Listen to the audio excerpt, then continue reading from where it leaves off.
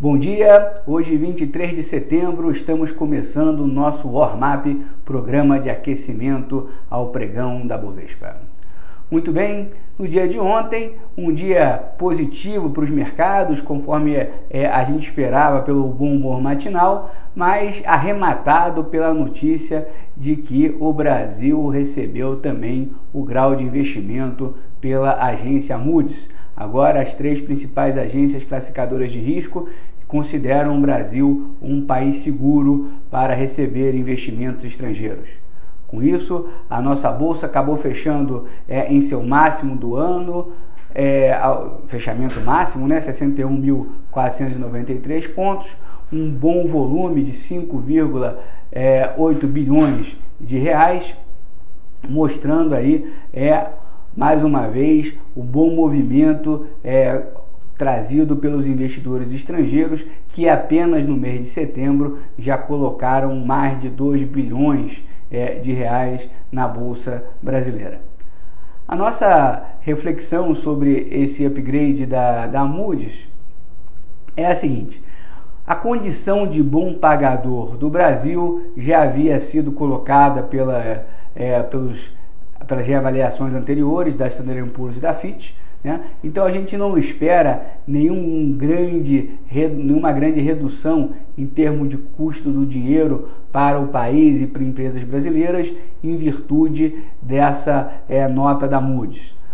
Por um outro lado, é uma das primeiras, se não a primeira revisão para cima de uma classificação de risco no mundo pós-crise. Então isso joga mais luz ainda no bom momento vivido pela economia brasileira e chama a atenção para os mercados brasileiros como oportunidades de investimento, e é daí que a gente enxerga o maior benefício que o investidor brasileiro pode ter com essa nova nota da Moody's. Vale a gente ressaltar que a Moody's também colocou já o Brasil em perspectiva positiva, ou seja, é possível que a gente tenha aí novos upgrades no médio e longo prazo pela Moody's, né? Mais uma vez chamando a atenção para o bom momento que vive a nossa economia. Desculpa.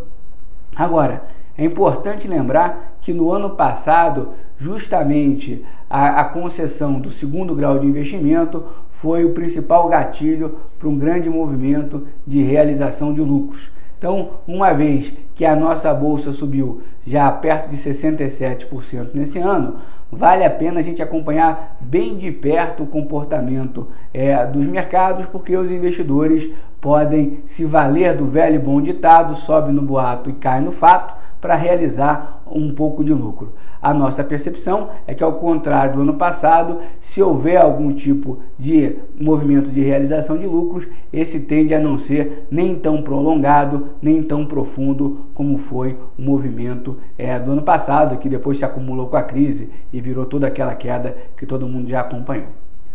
O dia de hoje é um dia interessante em termos de indicadores econômicos, principalmente porque termina hoje a reunião do Fed e a gente deve ter aí não só maiores informações sobre a percepção da autoridade monetária americana no que diz respeito à economia do país, como também medidas ou indicativos do que vai acontecer com a política monetária americana. A nossa percepção é de que no curto prazo não devemos ter nenhuma mudança nos parâmetros atuais. Ao contrário, a gente entende que o Fed deve seguir sinalizando a manutenção dos programas de estímulo no curto prazo, justamente para que essa recuperação que a gente já tem percebido na economia americana mantenha a sua consistência. Então, sendo assim, o momento positivo tanto para o mercado americano quanto para o mercado brasileiro, mas com algum potencial de realização de lucros,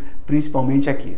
Do lado corporativo, quem merece a maior atenção são as ações da Vale do Rio Doce, que estão passando aí por um verdadeiro burburinho, em parte causada pela insistência do empresário Eike Batista na sua iniciativa de entrar no grupo de controle da Vale. A Petra, sinceramente, não entende isso como provável no curto prazo, uma vez que os acionistas atuais acabariam entregando as ações em condições de preço, vamos dizer, de mundo saindo da crise. O mercado de commodities está começando a dar os seus primeiros passos de recuperação, então a gente não acredita que nenhum controlador da Vale vá se desfazer da sua posição nesse momento, mas de qualquer maneira isso traz o foco para a empresa. E por outro lado, a própria Vale vem divulgando uma série de informações, como a negociação do contrato de frete com a coreana, um contrato de 6 bilhões de dólares para transporte de minério do Brasil para a China, que mostra a Vale se preparando, dando sinais evidentes que está preparada para um novo fluxo de crescimento, um novo movimento de crescimento do consumo de seu minério de ferro. É uma empresa cuja ação ainda apresenta performance inferior à do índice e com bastante espaço para recuperação de preços. Então, o dia de hoje tende a ser um dia pautado aí pelas expectativas em relação à reunião do Fed. No Brasil, algum tipo de movimento de realização de lucros pode acontecer. Os futuros operam levemente negativos, em 0,16% aqui no Brasil, apesar de operarem em alta lá fora. Mas ninguém tem o que reclamar num ano tão positivo como esse, diante também de expectativas tão alvissareiras como a gente tem para a nossa economia e para o nosso mercado. Então, um bom dia a vocês. Hoje um dia de tranquilidade, amanhã a gente vê exatamente o que aconteceu. Um grande abraço a todos e a gente se vê amanhã.